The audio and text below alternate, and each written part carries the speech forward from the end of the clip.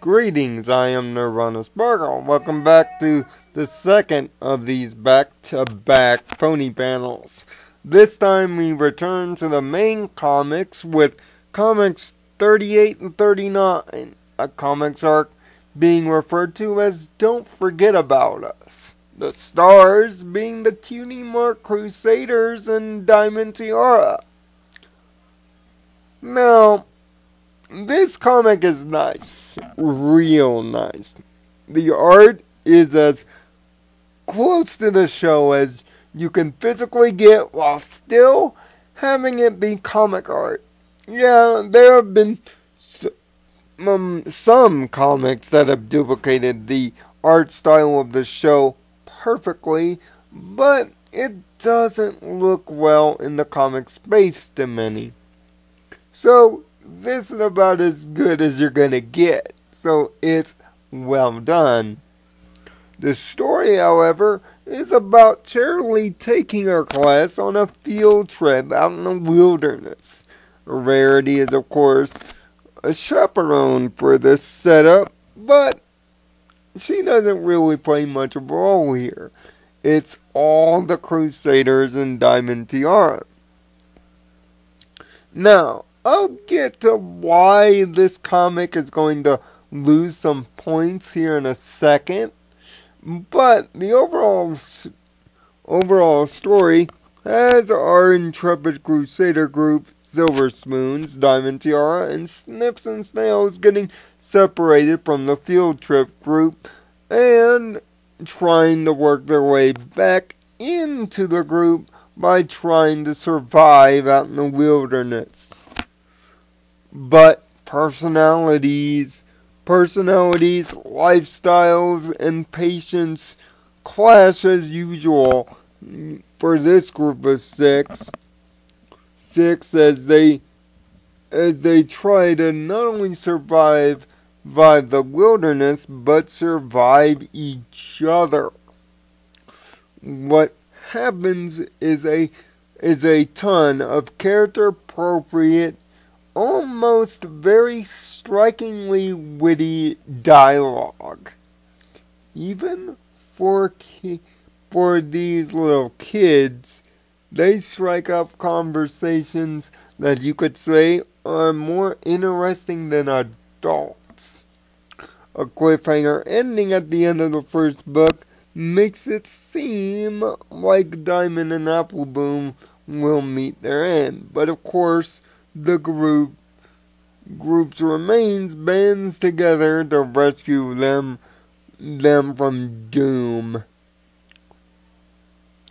A great conversation in a cave happens, and a bit of breakthrough happens as they start the beginning process of understanding each other.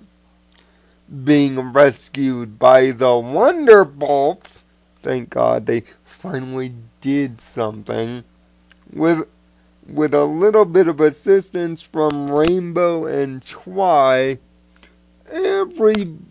everybody's happy. Happy, at least for the moment, and a rare bald eagle type bird enters the situation too. He's pretty cool. Everybody gets A's on their outdoor schoolwork. Everything is happy. So, what's the problem with this book? Well, it's not so much the setup, it's where the characters are. This book obviously seems pre-Crusaders of the Lost Mark. If you've watched that episode, and if you have, check out the review for Crusaders of the Lost Mark. I'll leave it in the description, just in case you haven't. For those that do know what has happened in the episode, we all know that Diamond Tiara gets her redemption and changes her bully style attitude along with Silver Spoons. But this comic being set before that, it's back to old style bully Diamond Tiara. And she and Silver Spoons are at their absolute best biting bully here. They're the most uncomfortable in this situation, if not for the Crusaders themselves. They don't want to be here, and they definitely don't want to be with her.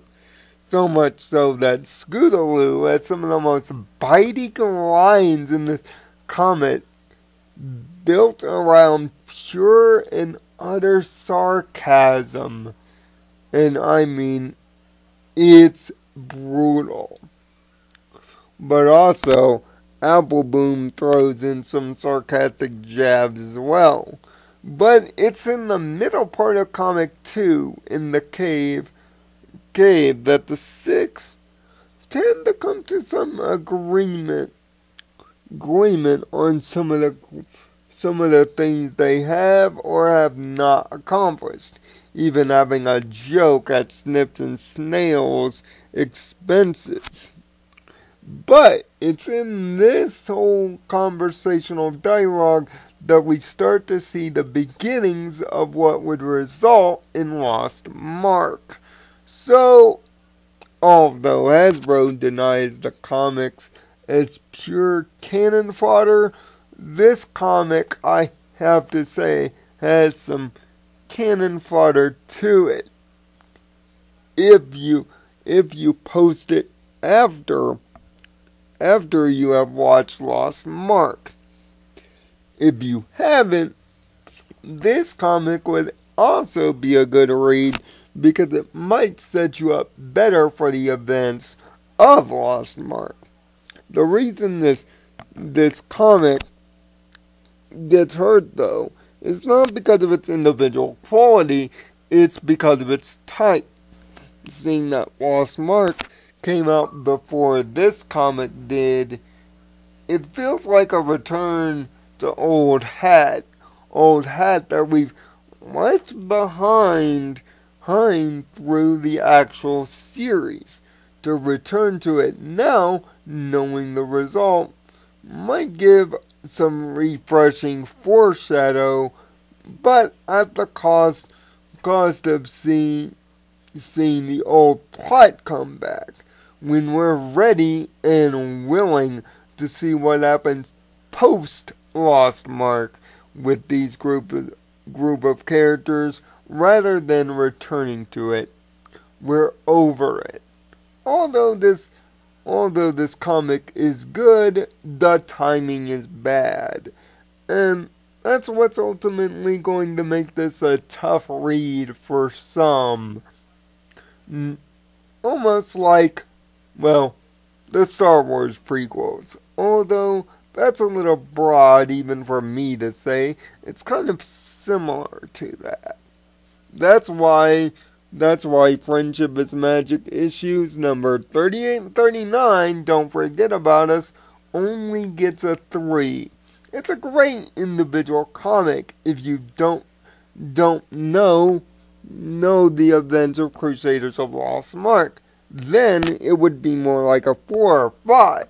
But if you do, this will seem like treading backwards for the sake of the comic universe. We want these characters, especially Snips and Snails, to progress forward. We don't need a comic that progresses them backward. I'm more or less looking forward to the next arc, because it features Twilight and Spike's origins together. That is stuff I've wanted for a long time.